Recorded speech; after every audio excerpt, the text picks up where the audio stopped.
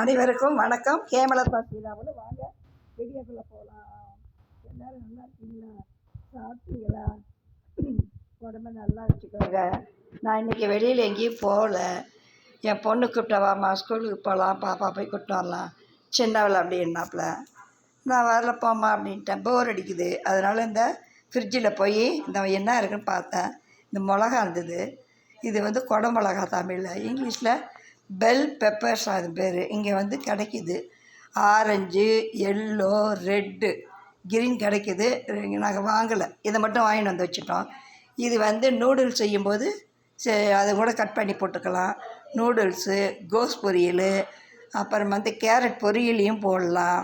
கேரட்டில் என்ன சத்து இருக்கோ இந்த ஆரஞ்சுலேயும் இருக்குது, ரெட்டுலேயும் இருக்குது.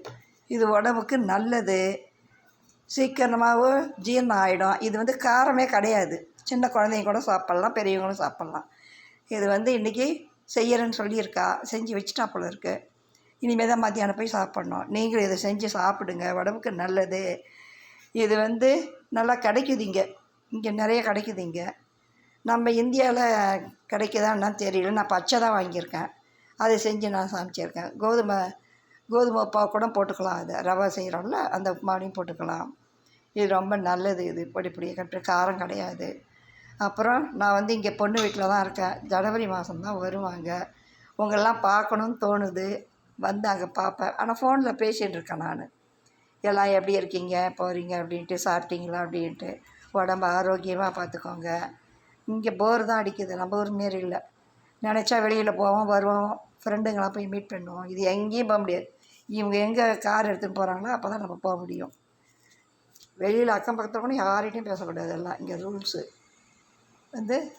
செம போர் தான். இருந்தாலும் அட்ஜஸ்ட் பண்ணி இருக்க வேண்டிய சூழ்நிலை இருக்குது, இருந்துக்கிறேன்.